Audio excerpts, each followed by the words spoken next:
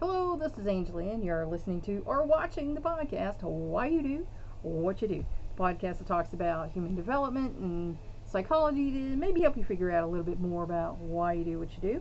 And last time we were talking about tacit knowledge or common sense, the stuff that you just kind of know. Negative intelligence, some people, talk about. But it's stuff that you can't learn. You just kind of have a little more of it. And usually that comes from experience. The more experiences you have, the more knowledge you have. And that's just a fact. So we're going to talk about that some more.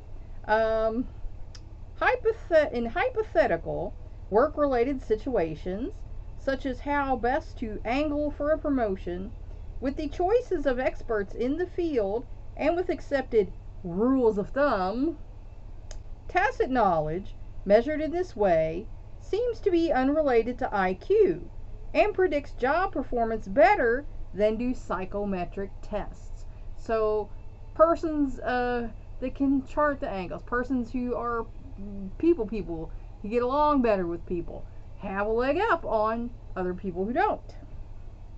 One study posed simulated critical situations to 16 registered nurses who averaged almost 15 years experience.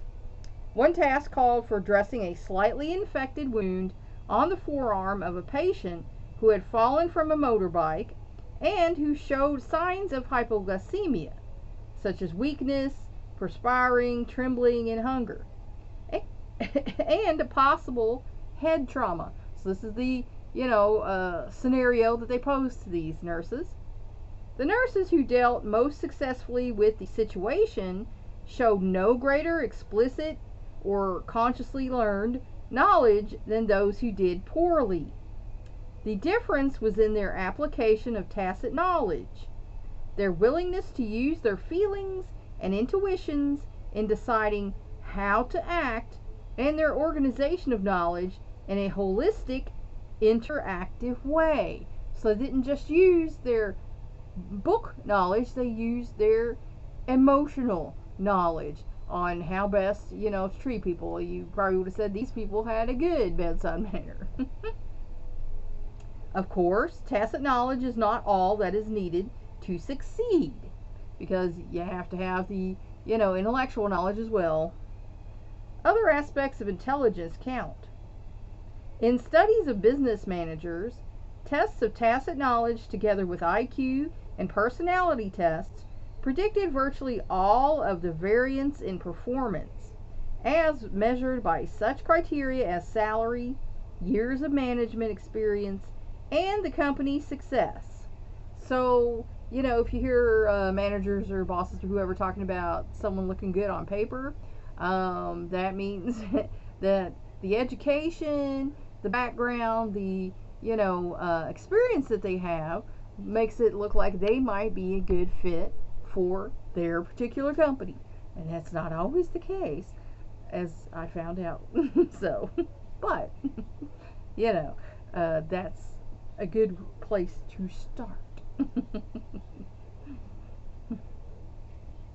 In one study, tacit knowledge was related to the salary managers earned at a given age and to how high their positions were, independent of family background and education.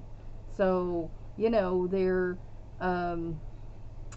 tacit knowledge helped them more than their education and background did. The most knowledgeable managers were not those who had spent many years with a company or many years as managers, but those who had worked for the most companies, perhaps gaining a greater breadth of experience. So they had had more experiences and they learned more, and that gave them a leg up on how to do things and how not to do things. Further research is needed to determine how and when tacit knowledge is acquired, why some people acquire it more efficiently than others, and how it can best be measured. Because, some people learn a little quicker than others. Some people, you can just beat them over the head with the same lesson and they don't learn. So, and we're all different in different ways about that. You know, I've heard that I got that in one certain area of my life, but we won't even go into that. In the meantime, tests of practical intelligence, such as those, can be a valuable supplement to the aptitude tests now widely used in hiring and promotion. And I have a problem with some of those. Some of those delve a little too deeply into your personal life, which doesn't really affect your job, and some of them are, a lot like psych tests. And I don't think that that is great, because sometimes you can get rid of someone who would be really good at the job, that they have the knowledge and experience at the job, but because they had this one personality trait that your test kicked out, you might lose a good hire. So I don't think those are actually the best application of such testing. I just don't. That's just my opinion, based on people I've had to hire and fire, and things of that nature. There are some people who other people might call broken, but because their desire to succeed is so high, they do really well in the job that you give them. Emotional intelligence. Some people will never develop this. In the 1960s, the U.S. State Department asked the psychologist David McClelland to find a better way of selecting foreign service officers. So that was, their thing, is they wanted more people-oriented service officers. The test of general knowledge then in use was a poor predictor of performance and tended to screen out women and minorities. So whatever test they were using then just really wasn't doing the job. And based on the questions, it might have pushed women and minorities to the side, so that we ended up with one certain type of officer. McClellan found that the characteristics that set top performers apart had nothing to do with cognitive abilities.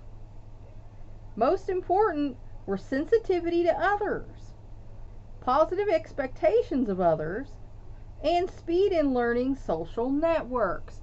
So, it didn't matter how smart the officer was. The most important things were their sensitivity to others. You have to be sensitive to other people. You have to understand everybody's different and unique, and they have their own ways and their own point of view and their own, stands on things, and you have to be sensitive to that, because if not, you're just not going to get along with people if you have a very hard, rigid way of thinking and being, and everybody else who's not that is wrong. Positive expectations of others. Go in and have a little love for people, have a little compassion and understanding. Now, everybody's had it easy, and sometimes if someone's rubbing you the wrong way, you can just let it go. You can just walk away. You can just say, I got to do this, and just don't deal with them for the rest of that day. Have good expectations of others. Expect people are going to be good.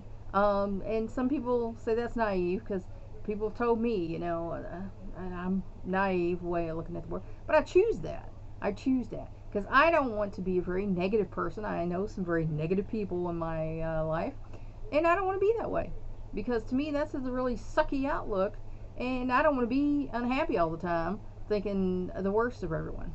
So the people who did best in their performances as officers were sensitive and expected good things of other people, and speed in learning social networks. When you're thrown into a social situation, it helps to be able to learn the social network. Keep an eye on things, see this person's good at this but not this, and learn the feel for the people that you're with, because that will help you, and that will help you help them. So if, like I say, you have a very narrow way of looking at things, very cut and dry, black and white way of looking at things, then that's not going to allow for other people to be who they are.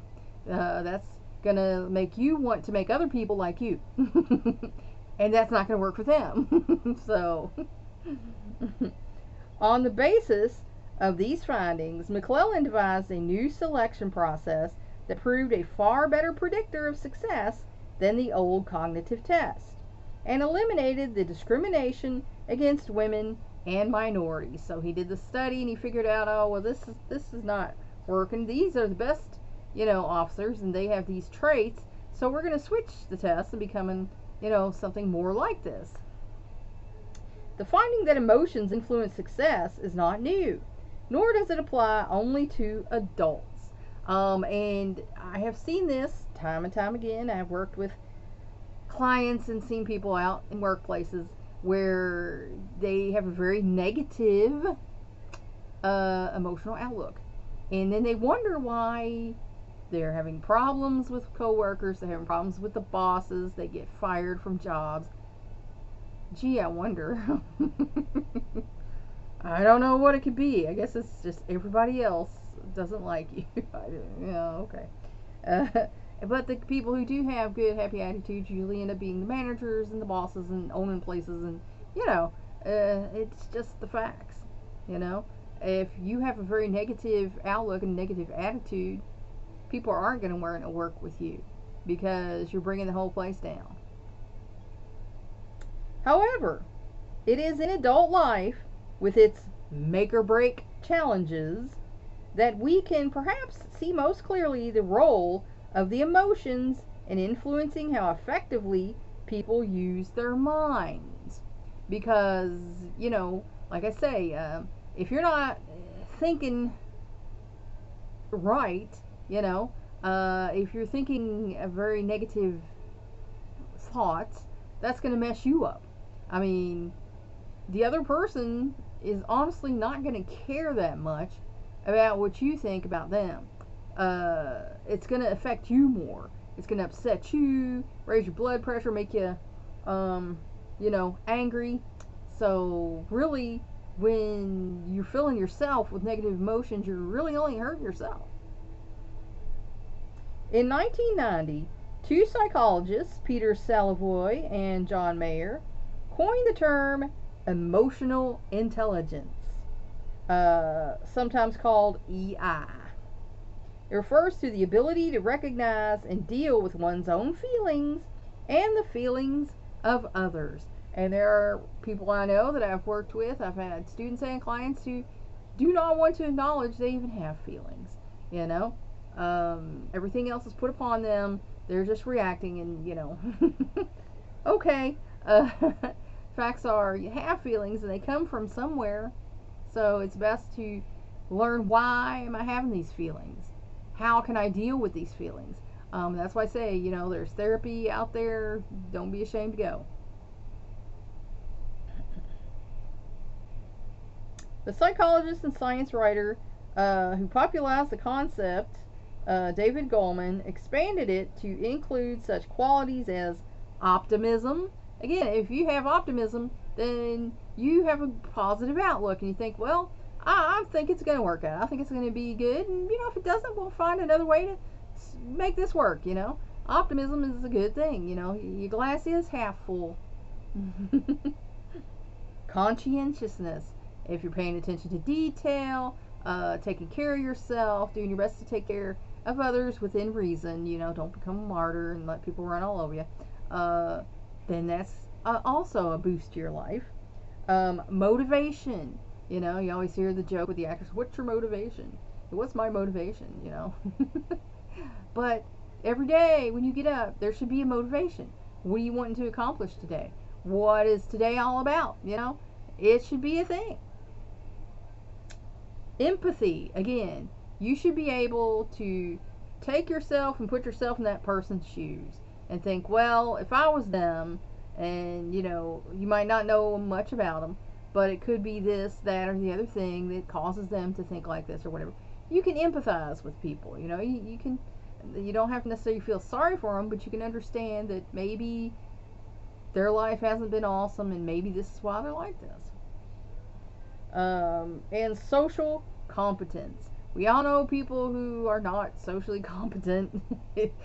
We don't like to run into these people because, there's, unfortunately, because of the way the world is nowadays, there's a whole lot of narcissistic, sociopathic people out there nowadays who it's all about them. Me, me, me. You know, nobody else matters. It's all about me. I'm going to get mine regardless, and, I'm going to step on you in the way if you get in my way. And, they use other people to get what they want. If they think that can be of use to me, she could be of use to me. And people become things to be used to get what they want. So, if you have, emotional and social competence, that is a good thing. Then you realize people are other people. We're all in the same boat. They're not things to be used, and it's not all about you. My dad talks about when he was in therapy, that's one of the things that therapists, so it's not all about you. So, when you can realize that and be in a situation with people and understand that they are people too.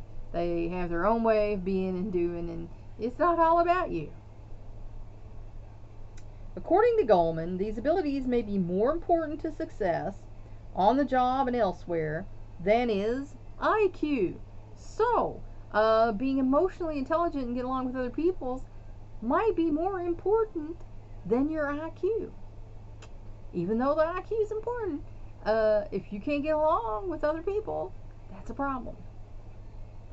Goleman cites studies of nearly 500 corporations in which people were scored highest on EI rose to the top. So, that's a study of 50 companies. 500 companies. Okay, I misspoke there. And the people with the highest EI were the people who were at the top.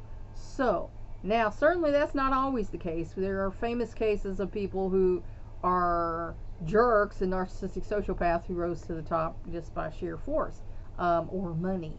We all know money talks. So, but in the corporations where it was a fair game, people who had the highest EQ rose to the top.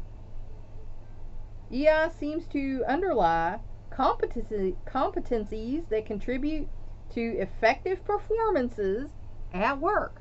Because if you're going to work and you're getting along with other people, you're being friendly with other people, you're bringing some positivity and joy to the workplace, that is certainly better than you coming in and being negative and nasty and not wanting to hang out or be friends with anybody at work.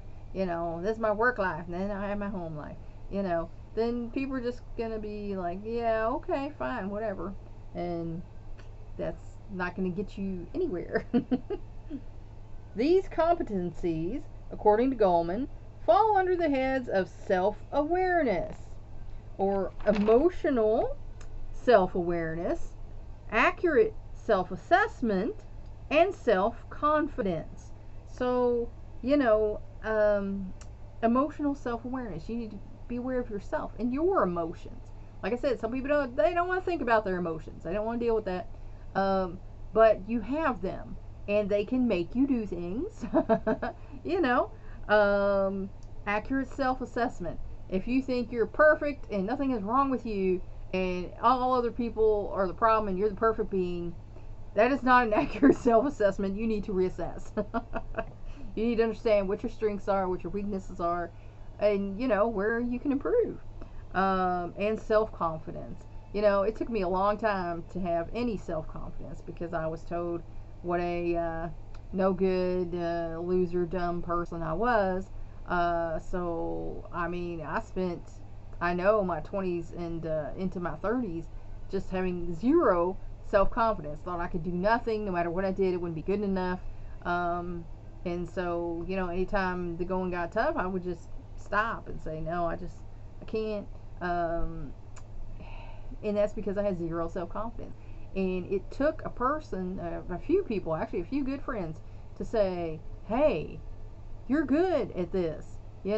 I think you're really good. I wish I was this good. You need to have some self-confidence because, I would put you here. I would promote you. I would put you, in front of people. I would, have you teach this or whatever. And that gave me some confidence because I didn't grow up having any. I was told, what a stupid piece of property I was. So I had no confidence. I had to learn that. And a lot of us do have to learn that. But you can have self-confidence and tell yourself, one of the things I used to do with my coaching clients was, look in the mirror every day and tell yourself what you like about yourself, what you think is good about yourself. And you can think about the bad things, but don't tell yourself that.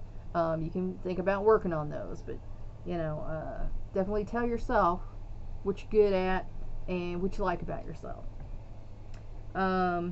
Self-management or self-control. We have to have self-control because we can't lash out at everybody over every little thing because the world's a big place, and people, do things, people say things, people feel things, and so do you. So if you're not having a great day and somebody else is not having a great day and you guys bump heads, then there can be, a big fight about that when it was just not necessary, So self-control. Take some deep breaths, take a step back, think about things before, you lose control. Trustworthiness. I have known people that I could not trust with anything. There was some people that I had to let go of the organization I was in charge of because I couldn't trust them with anything. They were, no matter what I asked them to do, never happened. And, your reputation kind of rides on the fact whether you're trustworthy or not. And I'll tell you what, if I tell you something, I'm going to do it, barring a natural disaster, act of God, or whatever. I'm not going to just, not doing that. You need to be trustworthy. Conscientious, attention to detail, doing things, taking care of yourself. Adaptability, that's a big one. You can't be rigid, black and white. This doesn't work. You have to adapt to situations. You have to be adaptable. You have to be able to learn, take that knowledge, and then take it forward. Excuse me. You have to adapt to situations. And if you find a situation completely out of control that you don't want to adapt to it, then walk away from it. But if you can adapt, that is going to help you a lot in your life. Achievement drive. Some people don't have this. Some people, have no achievement drive. They don't care. They're just floating through life. And that's fine if that's what makes you happy. But if you want to get somewhere in your life, then you need to have an achievement drive. I want to do this. I'm going to take the steps necessary to do this, and do the best I can. And that will help you a lot in life as well. And initiative. You can be a self-starter, self-finisher. Take the initiative. Because, like I say, in life, nobody's going to drop what you want in your lap. That's the rarest thing in the world, is where it suddenly just falls in your lap. You can certainly pray for that, and he will help you out a little bit, open some doors for you. But it's very rare that without your own initiative, without your own work, does anything come your way. Social awareness, such as empathy. Like I said, we talked about empathy a while ago. You have to be able to put yourself in another person's shoes, and understand that, stuff is stuff. Service orientation, especially, if you're a Christian, that was what Jesus served you one another, so serving people, you have to be oriented towards that, because if you are not, then if you're in a service position, that's a serious problem, isn't it? And organizational awareness. This is something that me and one of my sons, we like organizing. We like things to be in its place. We have a place for everything, and we like things to perform a certain way. We might be a little bit OCD, but organizational awareness will also help you.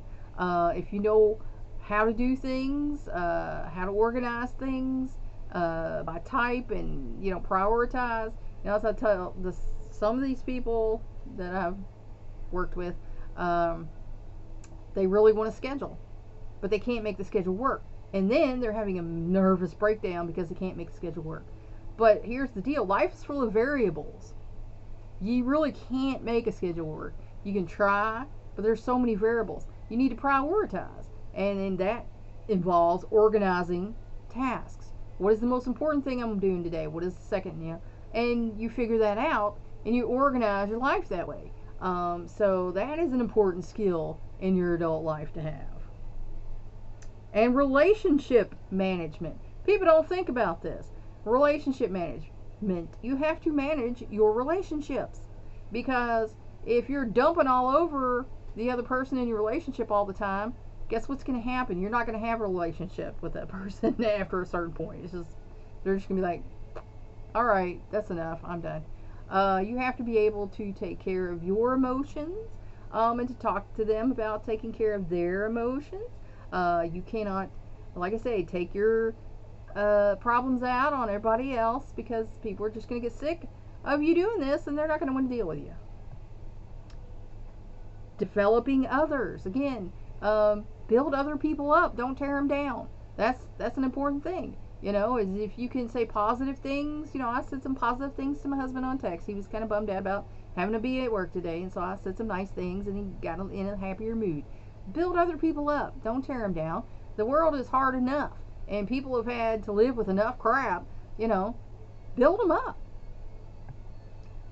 Exerting influence. We all have influence in certain circles and in certain ways. If you can use your influence, exert some influence to help other people out, do it. Communication. Some people have a problem communicating. They don't understand how to talk to other people and express themselves and express their needs and thoughts to other people. There are classes on that. I used to teach communication skills. If it's a problem for you, go work it out. Conflict management. I used to be involved in a center where that was something that we taught there. And conflict can get out of control, because sometimes the two people involved in the conflict just want to keep one-upping each other, and then it's out of control, and there's like no really footing left to come back on that. So you have to be able to manage a conflict. All right, this person came at me. Why did this person come at me? Does this person have a point? Is there anything I can do to minimize the conflict in this situation? And what is my role in the conflict in this situation? And when you can figure all that out, you can de-escalate and manage conflicts. Leadership, and that doesn't mean just being the boss. In order to lead others, you have to take the initiative. You have to be the example. You have to be the one that says, hey, you know what? This isn't working, but I've heard that this has good results. Why don't we try that? This isn't working. You're not getting things done that you promised me you get done. So you need to find another way to do this, or maybe you need to cut this task out and we can delegate that to someone else. But we really need this to get done right now. So I want you to concentrate on that. And that's, important. Being a catalyst for change, which actually one of my cousins said that's just me. I was born a catalyst. That people either love me or hate me. And I'm just like, oh, that's nice. But I understood what she was saying, and it was a joke. But,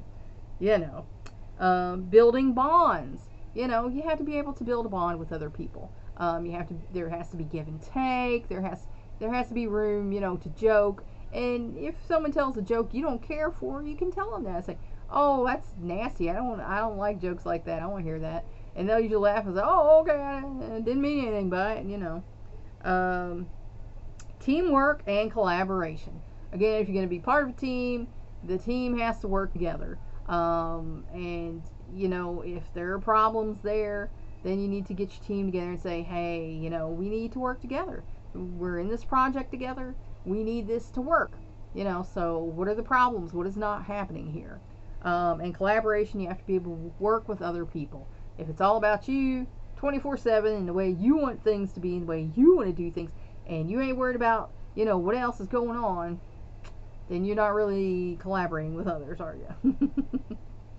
Excelling in at least one competency in each of these 4 areas seems to be a key to success in almost any job.